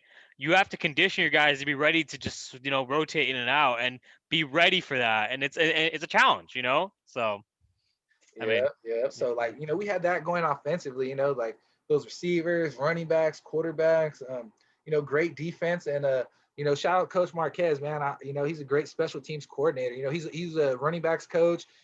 Traditionally, I think he's there you go. Okay. Man, special teams is important. Special players play special teams. And it's a phase of the game that, if you don't win, it's gonna come back to bite you. Like bingo, kicking touchbacks, so big for a defense. bingo. Or pinning teams back in the Yep. inside their own territory. Like we love starting drives over there. Yes, So sir. don't sleep on special teams. And just to give a little credit to my boy Marquez, he did a great job like teaching kick return, kickoff, all of those things. And the year that we did that, we were top 5 in a bunch of special teams categories too, and including like a kickoff return and like kickoffs, things like that. So Marquez does a great job with those return specialists. We having our running backs and receivers on point. And like, I know you kind of, you worked with him, worked with the same coach, and like he got the hands. Coach Marquez, one thing that we pride Oh no, ourselves. I didn't work with him. I had to go up against. Oh man. Yeah, I'm not sure if you heard the story, but I mean, I forgot to tell. I'm just because one time I was fucking up so badly. My freshman year, I've never played football in my life because, like you, I didn't have the grades my first years of high school. So I picked it up my junior year, and I ended up graduating early because of the JC credits doing the concurrent enrollment. Obviously, like you, like doing the forms because they didn't have computers, right? And I'm able to walk on SJCC. So Chabot and DVC were both like, "Fuck you, kid, you ain't gonna get nowhere." I'm like, "All right, whatever, fuck y'all. I'm gonna go out to San Jose City. I need to take a math requirement." Just so happens if I have a team, I reach out to Coach C. You want work? Hey, Coach, I'm interested. I haven't played. Can you work? Yes. Can you be paid 5 days a week? Yes. Can you balance your school with practice? Yes. All right, come out here. And then first go to practice. I think you already heard of James Jones, all that stuff. But then I was fucking up so bad one time, I decided to go on dark side. And then like, I mean, I remember I was like, okay, one time it was I think we were running a 2-man zone. It was a 3-4, 4-3, 3-4, whatever. Anyways, and so basically Marquez gets the ball, and I'm just like this. I didn't learn how to set and like kind of wrap, or like kind of, you know what I mean, like to actually, like, my form was shit. So I'm like this, and I'm going head first. I'm going like this, straight up. Marquez just turns, it's like, and it goes boom, and I go flying back, dude. I'm 135 pounds, like 5'9", and Marquez like 240, like just like I'm like, bro, what the fuck? And so then obviously next play, I mean, I forgot, I wasn't Larry, someone else, but then I rapped. Because coach was like, "What the fuck you doing? Anyway, you got rap," and it's like that's what it was. So he's like, I learned how to rap and like do proper form tackling. But anyhow, it was just like I just still remember I was like laughing so hard. I forgot to tell Marquez that story because I mean, like, because I think you heard me when you in the weight room. He was like, "You can't guard me." I'm like, "Oh, this motherfucker was talking that shit. Okay, I'm gonna try to do it." Marquez is intense, man, and I love what he brings to the staff. He I brings love that it, man. intensity, and I love it, man. one of my favorite Marquez lines. He probably laugh when he hears this. And he might even say this, a lot. Every coach has their quotes. I remember a kid, he's talking to him like, when you run this route, or when you whatever it is, or you get in the ball, this is how you got the footwork. Is like he's like, yes, yes, yes. And then coach looks at him. Marquez is like, you're looking at me like yes, yes, yes, but all I see is no, no, no. And I'm like, oh man. But so that's one of my famous Marquez quotes right there. But he's a great coach. I One love it, thing man. that at De Anza, besides Coach Santos, our whole staff is like 31 and under. So we like to get out there with the guys and really mix it up. I think that really helped us that year we won the championship, build that camaraderie. We had a good balance of serious, but like we're still young. So it's kind of like getting yelled at by your older brother who's like 2 years older or something. But Yeah. you know what I mean? Love it, man. No, exactly. Because I mean, we're all relatively still young when it comes to coaching. You know what I mean? So Mhm. it's kind of cool. Like when you're able to kind of, what I told Marquez, kind of what I'm gonna tell you, when you see your lessons, your principles be kind of applied on the field in game situations, that's when okay, like as you said, as a feeling that coach, like shit, this works. It works. They buy, it works. So, Hell yeah. And then that's how you get one of these, like oh, flex, yeah, flex I that. really haven't got to talk about it that much, but like the championship, it was hard to win a championship, and as a player, I've been there, I got one before, and I understood it, but then like I always tell my players when I became a coach, like it's a lot more stressful as a coach. Like I Yeah. felt like I had to get over the hump again, you know what I mean? And it was a lot more satisfying to win one as a coach because, like you said, it's crazy to see the things you teach being used live in person, and kids really listening to your advice and all those things. And we got into some crazy shootouts where we came back. I think we were in a game where we won 58-52 against Yuba to win the conference, but we're down like 41 to like 20 or something like that. Yeah. So we rallied back and we win that game. And week one, to kind of backtrack, we played Reedley College where Josh Allen went. Yep. Great system, great coaching staff, OCs. Like, man, they're like Oregon down there on the way they run their offense. Like, they're off the hook. But they beat us in a shootout 57-47 in week one. And we come back and we play them at their house. They beat us at home in the week 11 championship. So we play them and we beat them 42-41. And it's crazy because they're a well-oiled team. They're super disciplined. They didn't talk smack the first time. They were really quiet, just did their thing. And it was really weird because coming out of the championship, their kicker. Kickers don't usually get into the hype or the shit talking. Yeah. We're walking out. Their kicker runs up to our kicker and like we're just like jogging out. And I'm standing next to the kicker at the time. He's like, "We're about to come and run you guys and shit." You know what I'm saying? It's over. And I look like, did the kicker just say something to you? He's like, yeah, like that's what I thought I heard. He said that it's a fucking rap. And so, anyways, like he misses a PAT, like the second one of the game, and they lose 42-41. That's how it goes, bro. Hey, man. I mean, as a special teams coach and as a player, make my money on special teams. That's actually a trophy right there for my special teams player of the year. You can't see the little football thing right there? That's that trophy. That's a big one. Yeah, it's a big one. Yeah. So I mean, just like I never talk because I can't talk. I mean, special teams is after the game, no one pays attention to. So if you're a Mhm. fucking kicker, bro, it don't matter how raw you are, no one's gonna give a fuck about you. You're the fucking kicker. I'm just laughing, bro. Like that's humility is number one. That's the key takeaway from that. So go ahead. Yeah, and just like I said, like the kickers don't never really get into that whole like, what's up, like Yeah. we better go off tonight. I couldn't like, yeah, it's a crazy story. So we Yeah. went 42-41, and that's how I get my first coaching championship after getting my ass beat for 3 years. Kind of like taking my shots and learning from some other great coaches, and yeah, so now I'm here now coaching travel and coaching guys at the park and doing podcasts with you. I did a little bit of research for my top 10 favorite wrestling matches. I hadn't even Oh, thought oh, about oh, it. wait. All right, okay. Now, Oh, next segment. All right, hold up. Let me pull up the list because you sent it to me today. Okay. No, I'm not even let you read it. I'm reading for you. go ahead, go ahead. Actually, no, actually, let me read my list. Yeah, my list because that's what everyone's commenting on or messaging me about. Yep. So let's go first with mine. We'll go to yours. And Yeah, I I'm a got big time. wrestling fan. That's why I commented on your list, by the way. I Yeah. seen that and I was like, what? Yes, sir. And obviously, there's a huge, I mean, obviously, there's now Pakistan is like Ali wrestling now. I don't know if you follow him anymore, but he's there. Obviously, the Samoan like kind of lineage is like huge, huge lineage, and kind of like Rikishi, right? His sons Jay and who's the other one? Jimmy? Yeah, Jay and Yep, Jimmy. Jay The and Jimmy. Josh, yeah, and they actually played at West Alabama. So Yeah. so yeah, I mean, it's just like a pipeline. So And my boy that played with us, like I was saying earlier, Bruce Lil Pepe, he's actually training with Rikishi at Knox Pro, and he's yeah. doing shows. So yeah, if you guys are on Instagram, follow Mr. Orlando, man. He's a beast. He's coming up in the wrestling game right now, and yeah, he's doing his thing. Yes, sir. So let's go. So my list is my first one. Actually, I'm going from the top up. So Rock versus Cena. Rock also half Uso, not full, but Yeah. still.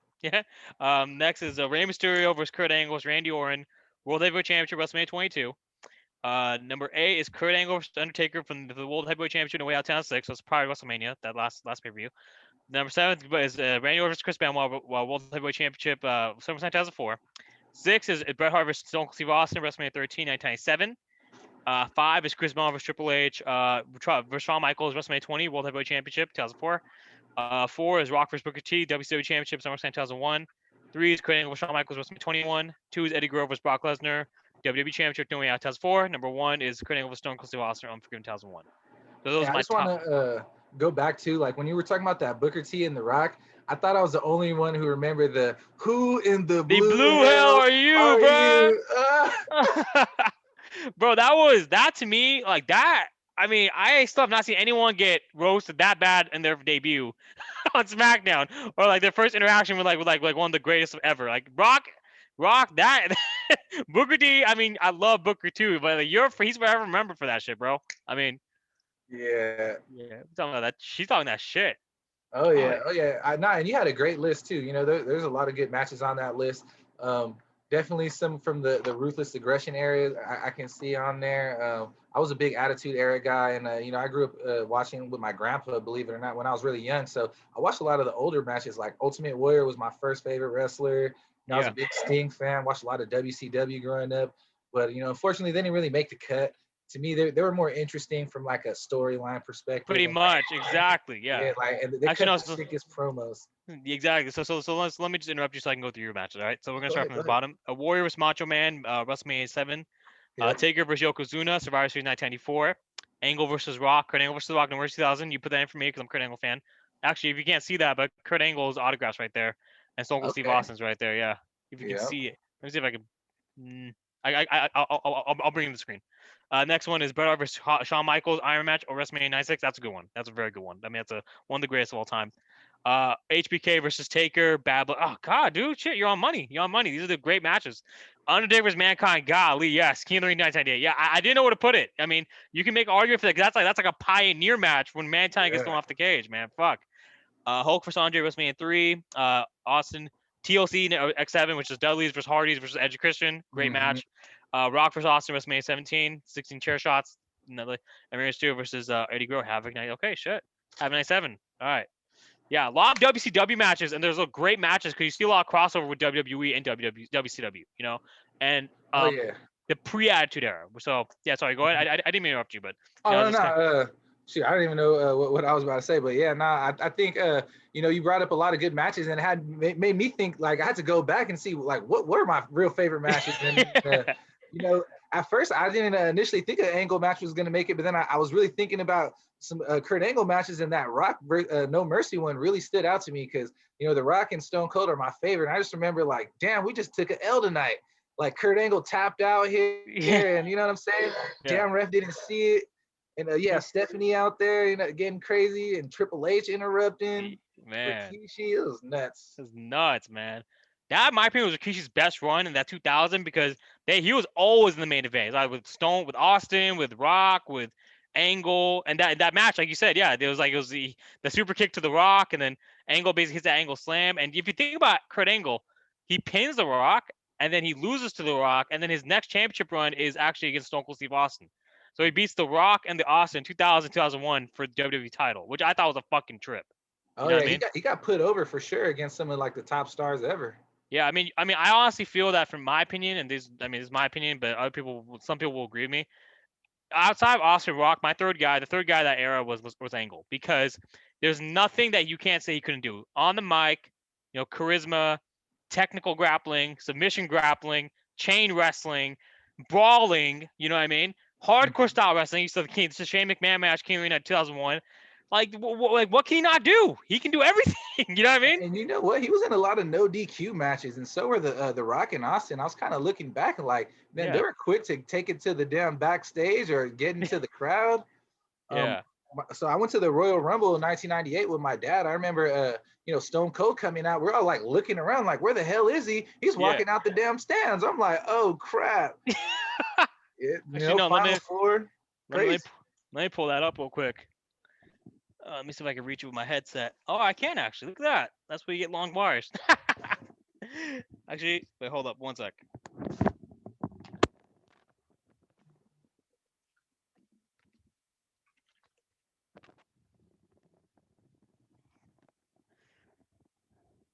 So actually, I'm gonna show you who you saw in 1998 first.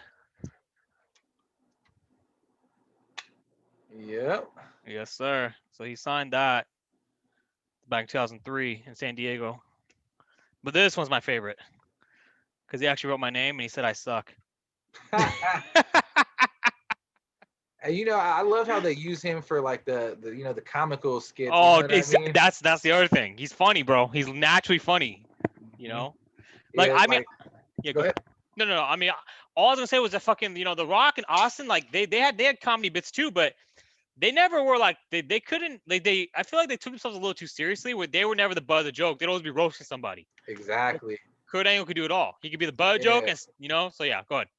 I even like I just pictured him drinking the milk and stuff like that. Yeah, Like, the milk bash. He sprays, woo! And then what would JR say? Like, oh my guys, he's busting out the big guns. yeah, It's homogenized. It's homogenized, bruh. JR is off the hook, man. I listened to his podcast too, and like that's what kind of made me go back to that Undertaker versus Yokozuna rivalry. Like, That was a big one. you, you know, I always knew that Yokozuna was a great athlete, but I kind of look back at that matches and like, dude was feeding comebacks, popping up, like running around. I was really impressed. Like, man, he should have been a guard or got fit or been a nose or something. Like, bro was off the hook. 620 pounds, bro.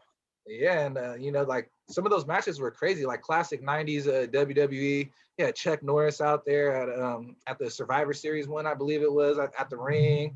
Yes, Yeah, sir. dude trying to jump Undertaker, Mr. Fuji, Jim Cornette. You know what I mean? All them cats, bro. Because it's just like you think about it, it's like you had all these different celebrities, you have all these different styles, but then you really just have like you have all the stars. You know what I mean? Like Yokozuna's a star, Bret Hart's a star, Sting's a star, Undertaker's a star. These motherfuckers are stars. You know what I mean? And so I feel that's bad. I left some of those guys out my list too. yeah. I mean, but it's you only get 10. Yeah, that's the thing. You only get 10. So how you know what I mean? Like I could take all your matches and put them in my list too. You know what I mean? But I only get 10.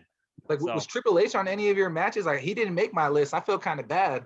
he was number 5. Chris Benoit versus Triple H for Shawn Michaels. Okay, WrestleMania yep, 20. yep. Yeah. Yeah, I mean, but I could also make the argument he doesn't deserve to be a top 5 wrestler because he never really impressed me. Honestly. true that. True that. Yeah, and same with me. Like, he was always big there, and like I don't know, when he was on top, it felt like there was just nobody else there to be there with him. So you know 2000. what I mean? Oh, dude. Okay, let's get into that because this is the first time I get to actually talk to this with a guest on the show, which is great. The 2002-2005 reign of terror that Triple H had, right? Where he was just like, he was on top, Evolution, no one was rivaled. Raw was a fucking shit show. That product was so bad, bro. Like, SmackDown was what people watched. They didn't Yeah. watch Triple H. They watched Kurt Angle versus Brock Lesnar. They watched Eddie Guerrero. They watched, all the other things going on the other show. And John Cena, obviously, right? He got put over big time. Like, no one wants to see fucking. Because the thing is, the reason why Attitude Era worked so well was because there's a top heel, but there's a top face that everyone can Mhm. see beat that heel's ass. But with Triple H at top, there's no one there to kind of, after Rock, I was like, who's gonna be the guy to start beating this guy? Like, and they had guys, they had Booker T, they had Chris Jericho, they had all these dudes that they couldn't, and they never used any of them. You know what I mean? Yeah. It And, fucked it and up. Jericho, he was like nuts. Like he's still like at it, killing the Yeah, game. Like I he, love Chris Jericho. bruh, 30 years. Man, that's our entire lifespan too. Goddamn, the motherfuckers out there Right. just doing this shit. Them French Canadians ain't no joke, man. Him and Bret Hart, right, from like the same neck of the woods or something like that. Yeah, man, the fucking Canadians, man, they're crazy. Like Bret Hart's from Calgary. Chris Benoit too. If Chris Benoit Yep. didn't die, I mean, he would have been. He still is, in my opinion. So Oh yeah, like when I was looking at my matches, like he was involved in some of like my favorite matches. Man, I forget if it was it might have been Triple H. He had a good little rivalry going with somebody. He had some Hell in the Cell matches. Damn, it's not coming to me, but yeah, Benoit had a lot of good matches, and he was doing the high flyer thing. He also could do the submissions, crippler crossface. Like if you're a wrestling fan, you definitely put somebody in that before. You know what I'm saying? yeah. See for The me. suplex master down there, like. Yeah, the German suplexes and the chain suplex. Ah, he could do it all, man. Yeah, yeah. Yeah. So yeah, those are some of my favorites right there. And I had a few that like shocking moments that I was thinking about that didn't make the cut, like the Stone Cold King of the Ring '96. Like not the greatest matches, but that damn promo at the end was like jaw dropping. Like, what in the hell just happened? Yes, sir. Like you're And just sitting there like, oh my god, you know what I he mean? said Like, that. Like, yeah. Like it's like, oh my, like Austin 316s, man, I just whooped your ass, and it's like, okay, shit, like we get it, you know. yeah. The crazy thing about that, this is something I noticed, and you can chime in, but Vince's way of building his faces to actually give them the belt, he never gives them the belt immediately. Like Austin could have gotten the belt in '97. Brett was willing to do the job to Austin. Vince wanted him to lose to Michaels because he wanted Austin he want Michaels to put over Austin. That way, it's like them, and then they could send off Michaels, right? But it's like they could have easily made Austin champion in like a year prior to when he actually won it in WrestleMania 1998, that Royal Rumble that you went to that year. Hmm. Same thing with Cena. They could have made Cena's champion in 2004. They waited until 2005 to build up JBL as his heel, and then everyone's fucking sick and tired of JBL, and then they make Cena champion after that. He was a You know? weird push. JBL was. That was Yeah. like like when he finally got there, like I guess like people kind of looked at him like, yeah, I guess you're a heavy, you're a big dog, I guess. But Yeah. like yeah, I definitely agree with you on those points right there. Yeah, I totally lost my train of thought too. Who were we just talking about that last second? My bad. We're talking about JBL Cena getting pushed. He waited a year before even though Cena was already over. We waited a year for Austin even though he was already over. Oh yeah, He and that's what I was gonna say as well. Is like, initially Vince didn't even want to push Austin over. That kind of like just was yeah, one of those good shit happened by mistake. And I don't know if you remember, like, kind of, we're gonna talk about Bradshaw being a bitch again.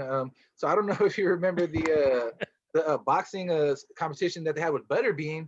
yeah, So initially Dr. Death was gonna play that Stone Cold Steve Austin badass, Texas Oklahoma heel guy. yeah, But they had that Vince Russo put together that Butterbean boxing tournament, and Dr. Death pulls or rips his hamstring up, and he can't wrestle anymore. And they were going to put all their chips on him, and then that same event, what's his name, Bradshaw gets his ass knocked out and all this Brawl stuff. for But all. Yeah. Brawl for yeah, all. Yeah. that's what there it goes, brawl for all. But anyways, yeah, back to that. Yeah, like he wasn't even really trying to push some of these guys, and yeah, my bad. I'm looking back at my notes. Totally lost my train of thought. Just Nick, one are more. you good? No, yeah. He wasn't trying to push any of these guys, but just by coincidence. Yeah. So just by coincidence, and so that's how you get the birth of Stone Cold Steve Austin. Yeah. Dr. Death accidentally fucks up. They're like, all right, we're gonna hire this old jobber dude we had. He was at ECW, Yeah. WCW, and he comes out and it just happens to be gold. You know what I mean? Yeah. I mean, it's crazy because it's like, I mean, it's like you have an initial idea of who you wanted. So, for example, Triple H was supposed to win King of the Ring in 1996, but Mm-hmm. then the Click did the curtain call at Madison Square Garden because Yep. Kevin Nash and Scott Hall were leaving for WCW. You know this. They leave Yep. for WCW, and then Shawn Michaels and Triple H. So Triple H was the one who got punished for that. So, Mm-hmm. so by result, Austin just magically fell in the laps of, okay, yeah, we're gonna use this. We're gonna now give it to Austin. And then Austin got so over. It's like, oh wow, like like Triple H and Triple H, they had to wait 3 years before he actually became a champion. Mm-hmm. And so, yeah, I mean, to your point, it's a coincidence. And it's also, like I said, it's like a slow and steady process to kind of build the guy who you want and then finally give them the belt, you Yeah. know? Yeah. So, And I think it was kind of the same buildup with The Rock too. Like I remember that first Survivor Series when he came back and he takes everybody out. I'm a little kid, and my grandma's like, "Who the hell is this guy?" Like, Yeah. he's definitely Samoan, and like he Yeah. got it, but like he had like that goofy ass like Power Rangers looking armor on. You know what I'm saying? With and the the little and the frizzy ass hair, bro. yeah. Yeah. And it's So crazy. yeah, It's crazy because the Rock looks Samoan, and he does not. I mean, I don't care who's listening. He does not look black to me. If I see Rock walking the street, I'm like, that's an Uso, bro. That ain't. You know what I mean? and like you said, like they make these guys wait their turn. He waited a cool 3 years. Yeah. Stone Cold was my favorite before The Rock came along, and I remember when I started kind of liking him when he was turning a little bit. He said like, "Kill me like the Rocky sucks chance." I'm like, no. Yeah. No. Yeah. Man. But yeah, he did his time. Got whipped by Stone Cold. Played second fiddle to Farouk. Intercontinental days, beefing with Triple H. There you go. Yes, sir. IC belt, and I got a full belt collection. If you haven't seen it, I'll send it to you after that. Oh, not yet. Yeah. No, I haven't seen. You got. Look like you got the official too. Yeah. This is the official one. Here's this one. Let me see what I got right here. I got this boy. Oh, this one right here. Let me pull this out. There we go. Let go. All right. So here we got the undisputed belt right here. This is Oh undisputed. wow. Oh, this one's my favorite though. I'm gonna show you this one. This one right here. Let me pull this out. Ah, there we go. Ooh, okay. This is the Bret Hart World I, Heavyweight Championship belt. nice. So I guess my last wrestling question is, what is your favorite title? That one is good too. Shit. Yeah, this I would say the last one I just pulled out, the undisputed belt. Let me pull this out real quick. Because I asked Kurt Angle, I got to interview Kurt Angle. I'll send you that interview 2 months ago. And I asked him, is this his favorite version of the belt? And I was wearing this belt during that interview. And he said, yeah. Because for me, when they finally transitioned to this belt, obviously it ushered in the ruthless aggression era, but also the kind of the intricacy of this belt. Like, the styles of kind of like the eagle on top and then like the globe at the bottom. You can see that, the globe in the middle. Mm-hmm. And then like the little kind of crests like on the side. And then when Cena made the spear belt, it looked like fucking garbage, but whatever. They finally fixed it. But I like Roman Reigns. I actually have Roman Reigns Universal belt right here, the blue strap. Yeah, Roman Reigns is sick. He's like one of my favorite heels. So he finally made him heel. I love it. You know? Ah, man, I'm torn, man. Like I like the title, but I'm just like he can't cut no promos, and like he's like Yeah. Ultimate Warrior status. Like I don't really got no moves for you. Like we're gonna wrestle for 10 minutes and I'm gonna like just brawl around. Like Yeah. I love the heel Roman, like kind of brings me back to the Triple H days where he's having them bloody ass matches, like just like beating Yup. dudes Yup. down. Yup. I think my biggest issue is just like I love a long, nice match. I like guys that can do different things inside, outside, and also I think they could have used I forget it was Jimmy or maybe Jay that he Jay the guy Uso. they Yeah, used. Jay Uso. Yeah. I think that like instead of those beat downs, they could have had some great matches, but but Roman probably can't do that. That's my opinion, I agree. of I Reigns. agree. No, I agree. I mean, I think Roman's very limited. That's why they have Paul Heyman being the speaker. Hmm. And Jay would be a phenomenal champion. I mean, you know what I mean? Bro, you see the shit he can do? Oh Back? yeah, Yeah, good. but I was gonna say, even if he wasn't the champion, like I could, even if he lost, I would just like to see him do some more with his cousin. Like that would sell, man. Like, Yeah. I mean, they literally just did 2 pay-per-views and that was it. And I'm like, why y'all drop this? And then you make Jay submit to the tribal chief. He's a yeah. high chief. Like, come on, bro. Like, come on, man. And the match when he submitted, like, was it the cage match? Like, that was Yeah. like to me that was like brutal. Like taking that contract, it probably said like, yeah, title shot WrestleMania, but it didn't say like you was getting your ass whooped and like, just going out, man. Damn, that was rough. It was rough, man. Like, oh man. But I do like Kevin Owens feuding Roman Reigns because Kevin Owens is actually very gifted. Oh man, Yeah. he's like the classic, 90s to early 2000s. He reminds me of almost like the Dudley Boys type dude. Yeah, like Bubba Ray, bro. Like straight Yeah, up. Yeah. Like the big man who's athletic. Oh my god. yeah. I think like technical all around. Like my favorite wrestler, like currently, probably have to say Samoa Joe, even though like he's not doing much, all that. But like just everything that he's able to do, and like man, that's what I would aspire to be if I was a wrestler. Just skills, bro. Like damn. Facts. Facts. It's funny because Kurt Angle, when I interviewed him about kind of who's his favorite wrestler in TNA, he said Joe. And I asked him why. And he said the reason why is because every time him and Joe went at it, it was aggressive. It was like two aggressive guys, kind of. And he said it reminded him of like when he had matches with Benoit, and it Mhm. just be like boom, boom, boom, boom, boom, you know.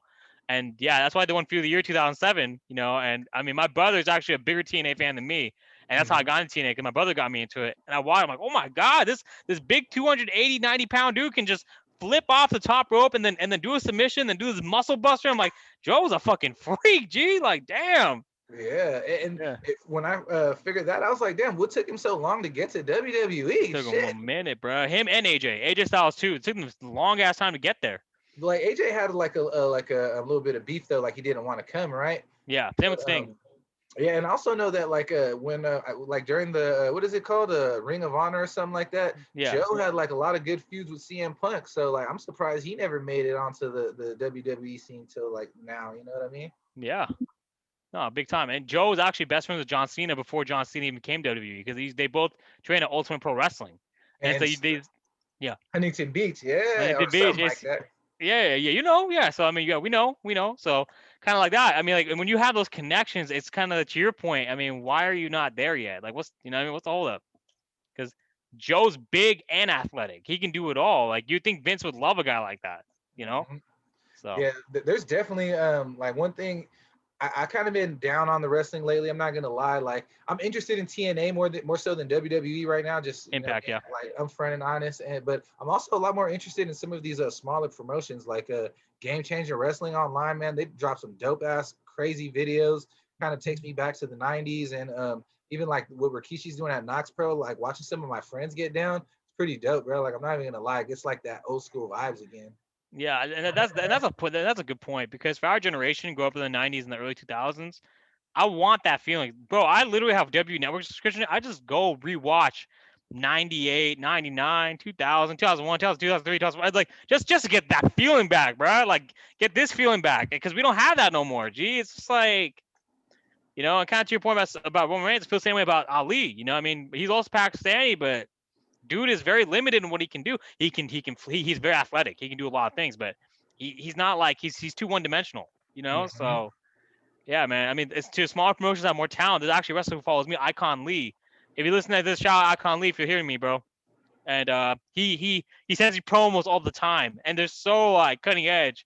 I'm like, bro, it's just, you know what I mean. So yeah, go ahead. You follow Lord Adrian on Instagram? Yeah, Lord Adrian's a savage, bro. Like some of yeah, his put like, man, that stuff to me is better than watching a damn live live production sometimes because just keeping it raw, you know what I'm saying? Bust out yeah, just good old tables, let me do a backflip, you know what I'm saying? Submissions, taking it to the 90s. I might kick a chick in the face, you know what I mean? Like, we lost that. yeah. I don't endorse any of that kind of abuse or anything like that. Just for people at home that are listening, we're just talking about some of that old school raw, like WWE action. Like The Rock was off the chains. Jerry the King Lawler said off the chains things. Like I miss that. Yeah, man, I miss that too, man. The Jerry the King Lawler and the J.R. Jim Ross, that was the best dynamic. I miss Yeah, that a lot, you know, because Jerry's too soft now, and JR on AEW, he's kind of lost it. Like AEW, you know what I mean? So I mean, they're actually airing right now, but I don't even watch it. I yeah. read the, yeah, kind of. Like, I think you're right. Indie promotions are where it's at, you know. So I mean, Knox Pro. I'm gonna check that out now because if your boy's out there, I gotta see it. So I'll tag you in his page.